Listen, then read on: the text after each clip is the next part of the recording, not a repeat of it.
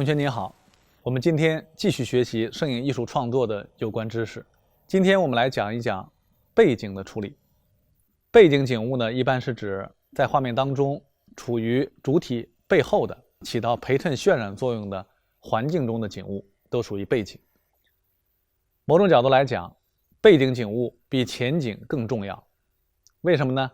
因为有些人如果我不太会用前景的话，或者我前景用不好的话，我可以在拍摄的时候呢，我可以不用前景，但是呢，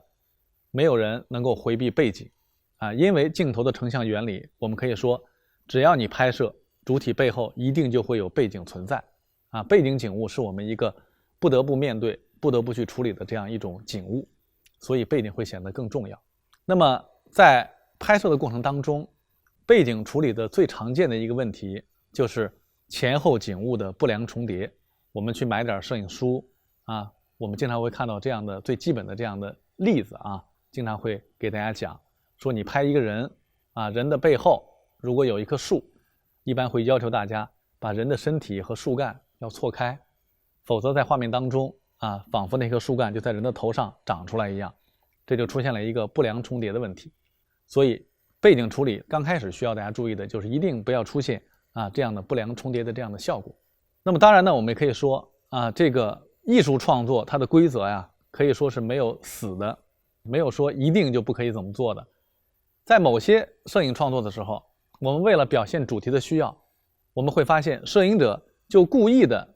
让背景和主体造成不良重叠但是呢，他对他的主题表现是比较对的。那么大家看这幅画面，这幅画面当中我们可以看到，这就是一个反常规的，摄影者故意的让背景当中视觉上并不好看的这些烟筒在这个前景这个人物的头上、肩上然后长出来，并且冒着滚滚浓烟。而且我们再细看画面，你会发现其实前景当中这个工人他并没有处在焦点上面，他并不是影像最清晰的，反而后景当中的那些烟筒它的影像是比较清晰的。这张画面从处理上、创作上应该说是反常规的它就造成不良重叠。但是因为这个画面的主题，它想表达的就是污染对人们的生存环境造成的这种破坏，所以摄影者故意反其道而行之，这样来做，反而让大家觉得它是合理的，它的表达是很有效的，很成功的。这张画面的作者呢叫卢广他拍的这是一组组照的其中一幅这组组照的名字叫做发展污染是他拍了10年的一个长期的这样一个摄影项目当中的这样的一幅。那么背景景物在处理过程当中，首先我们需要注意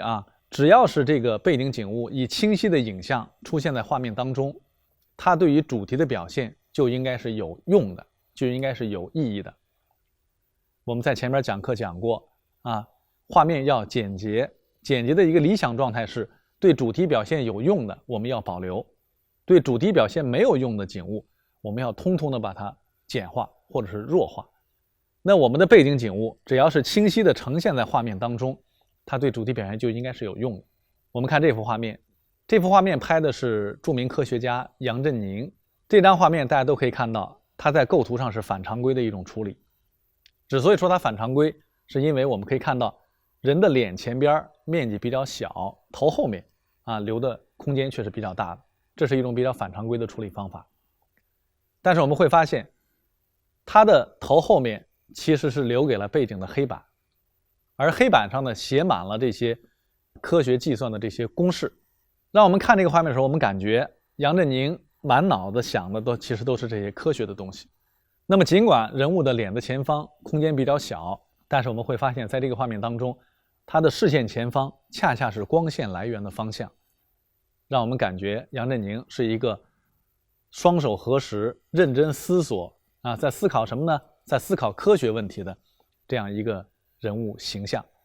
所以这张画面尽管它构图反常规，但是我们却觉得一个科学家的形象还是被很好的塑造起来。在这个画面当中，背景还是起到了很好的作用。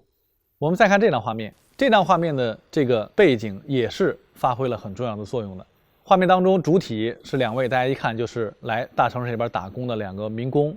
他们劳动很辛苦很累，然后躺在这个地上，他们就睡了。然后在他们背后呢，正好是一个广告墙，广告墙里面做的广告正好是工商银行贷款的一个广告。那么这个广告本身来讲，从视觉角度来讲做的也是比较成功的。它主要用2个伞来做视觉符号，而且是红色的伞，红色让人们想到温暖，然后伞呢让人们想到的是遮风挡雨啊，庇护。那么现实生活当中的2个正在酣睡的民工和背景当中广告画面当中的2幅红伞啊，正好形成了这样的重叠的位置的关系。这2把伞在这里，但是呢，他们却并不能够对这2个民工提供真正的现实的这样的一种保护和庇佑，所以主体和背景形成了明确的关联，很好的表达了画面的主题。那么这样的背景的运用呢，都是比较有道理的，都是比较成功的。那么背景处理的第2个方面，在常规情况下，我们说背景和主体啊，在常规情况下，它应该在明暗和色彩方面应该有所对比。也就是说，如果背景是暗的，主体它就应该是亮的；如果背景是亮的，主体就应该是暗的；如果背景是有明有暗的，那么主体的明暗就应该和背景的明暗是相反的。这是我们一种常规的处理方法。那么只有主体和背景有对比，主体才可以被突出出来啊！而且主体和背景的对比的强弱呢，还是画面的视觉冲击力强弱的一个重要的方面。我们看这幅画面，这是香港一位摄影家拍摄的这样一个静物的作品。这幅画面最大的特点就是主体和背景的明暗的对比啊！我们可以看到，在这个画面当中，暗背景衬白花，白背景衬黑花，下边还有一块中灰的区域，起到一个过渡、和谐、平衡的作用。用黑白灰3个最基本的色阶，形成了最精炼的对比。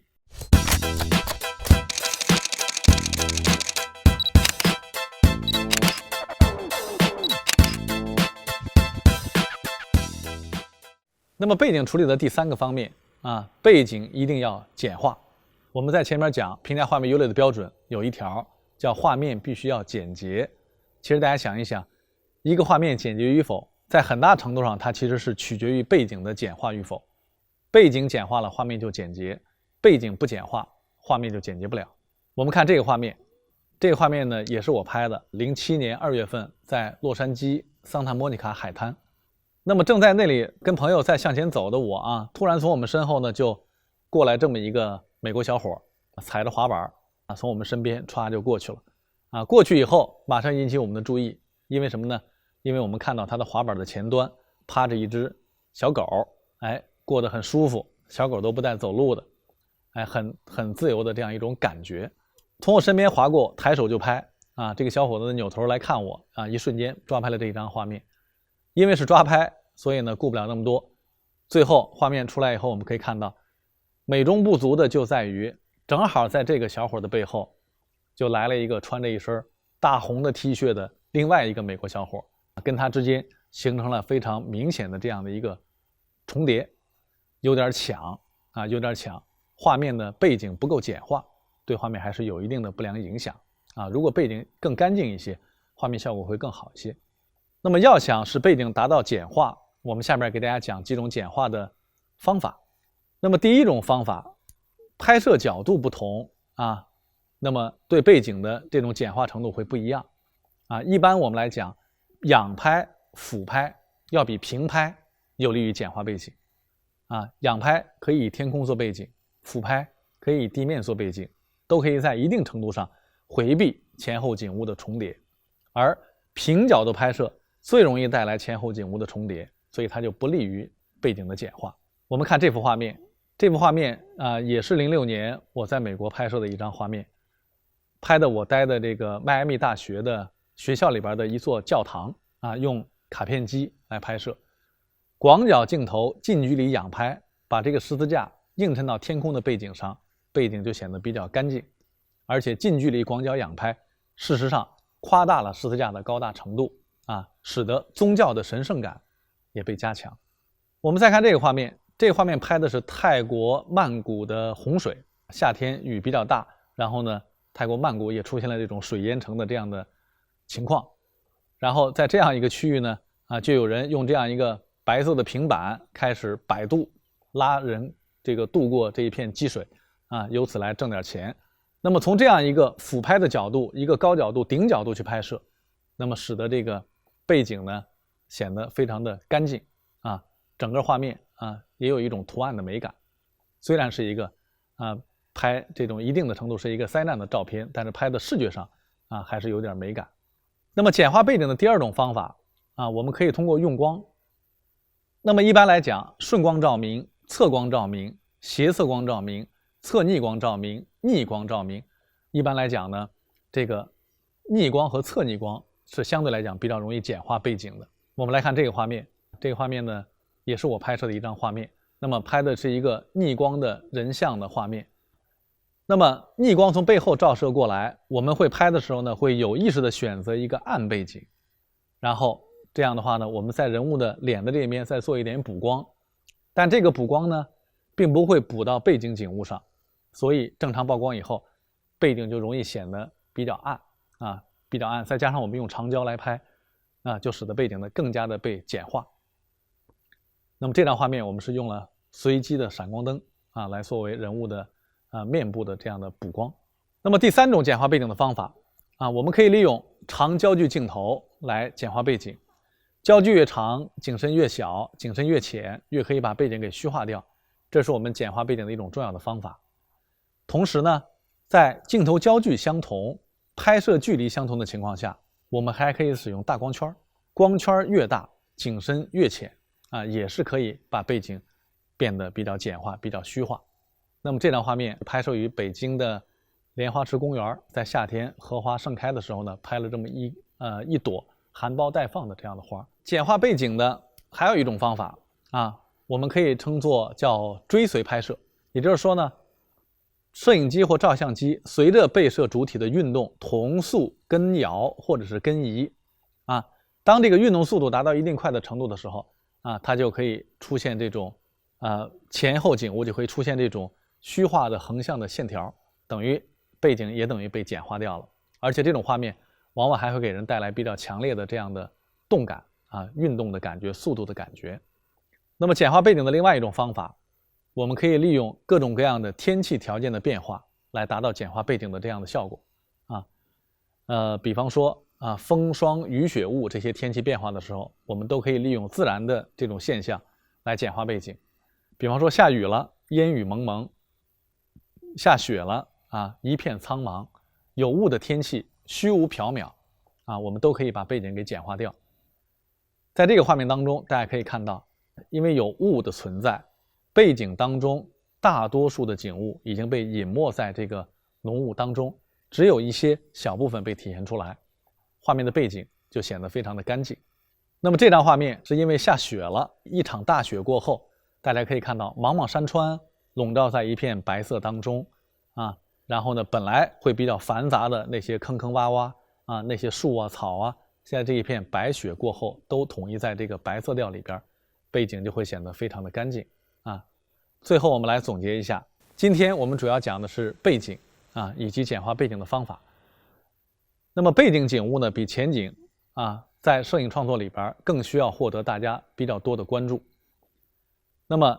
背景的处理，首先我们要保证背景景物对主题表现要有意义。第二，背景在常规情况下，在明暗和色彩上应该和主体要有所对比。第三，背景在常规情况下呢，我们都需要给它简化